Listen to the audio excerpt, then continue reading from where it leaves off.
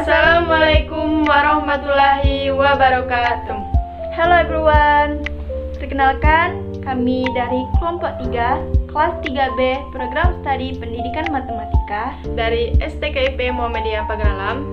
Perkenalkan, nama saya Wisi Marita dengan NPM 2284 202034. Dan perkenalkan, nama saya Merlisa dengan NPM 2284 202039. Jangan lupa like, comment, and subscribe. Geometri Analitik Bidang, dosen pengampu Reza Lestari, MPD. Di sini kita akan membahas bentuk-bentuk garis dalam matematika. Sebelum mempelajari garis, kita harus tahu dulu apa itu titik.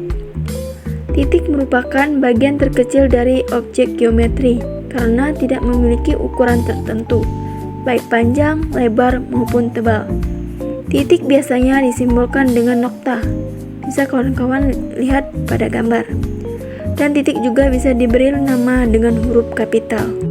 Suatu titik menunjukkan posisi atau letak tertentu dari suatu objek. Kemudian garis. Garis merupakan deretan titik-titik dengan jumlah yang tidak terhingga. Kumpulan titik-titik tersebut saling berkesinambungan dan memanjang kedua arah. Garis hanya memiliki satu dimensi, yaitu ukuran panjang. Kemudian ada bagian-bagian garis. Yang pertama yaitu segmen atau ruas garis.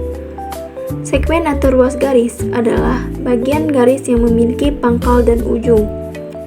Ruas garis bisa diberi tanda lingkaran di kedua sisinya.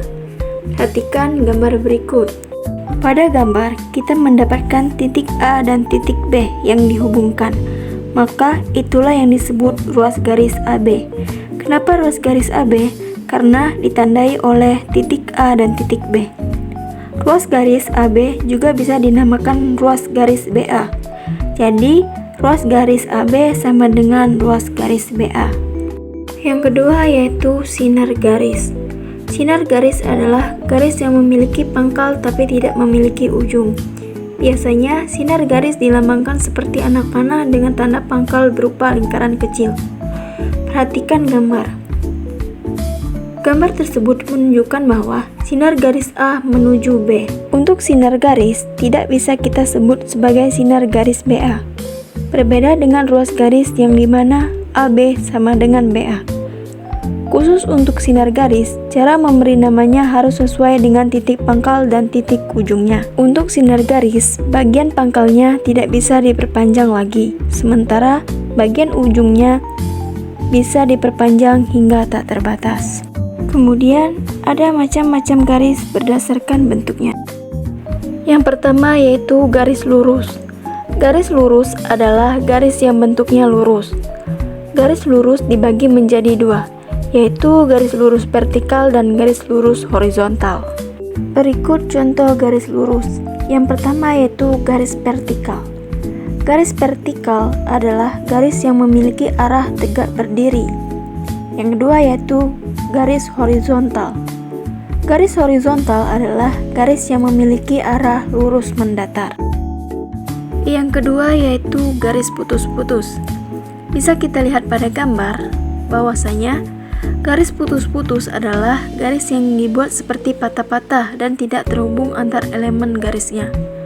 Garis putus-putus ini bisa digunakan untuk menyatakan daerah penyelesaian pada kasus pertidaksamaan.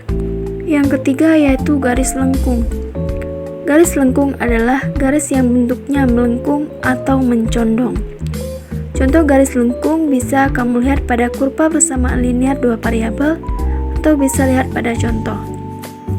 Garis lengkung ini bisa digunakan untuk menggambarkan lingkaran, bola, kurva persamaan linear, ilustrasi ombak air laut, dan masih banyak lainnya. Yang keempat yaitu garis zigzag. Bisa kita lihat pada contoh bahwasanya garis zigzag adalah garis yang berbentuk menyerupai segitiga tanpa alas yang saling terhubung satu sama lain.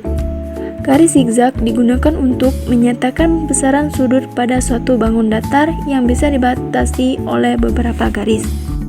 Kemudian ada hubungan antar garis. Yang pertama ada garis sejajar. Garis sejajar adalah dua garis atau lebih yang terletak pada bidang yang sama dan tidak berpotongan satu sama lain, meskipun diperpanjang secara terus-menerus. Garis yang sejajar dinotasikan dengan simbol seperti yang teman-teman lihat pada gambar di bawah. Garis A sejajar dengan garis B, maka dituliskan garis A sejajar dengan garis B. Yang kedua ada garis berpotongan. Dua buah garis dikatakan saling berpotongan apabila kedua garis tersebut terletak pada satu bidang datar dan berpotongan pada salah satu titiknya, sehingga antara kedua garis memiliki sebuah titik potong atau titik persekutuan. Perhatikan gambar di atas. Garis F berpotongan dengan garis G di titik H. Adapun garis M yang berpotongan dengan garis N di titik 0, di mana perpotongan tersebut membentuk sudut 90 derajat. Maka garis M dikatakan berpotongan tegak lurus dengan garis N dan dapat dituliskan di M berpotongan dengan garis N. Yang ketiga ada garis berimpit. Dua buah garis dikatakan berimpit apabila kedua garis tersebut saling menempel dan searah, sehingga dapat dikatakan memiliki titik persekutuan yang tak terhingga. Garis yang berhimpitan akan saling menutupi satu sama lain dan akan terlihat seperti satu garis lurus. Sebagai contoh dari dua buah garis yang berimpit dapat dilihat pada jarum jam yang menunjukkan pukul 12 tepat, di mana jarum panjang dan jarum pendek saling berhimpit dan hanya terlihat jarum panjangnya saja.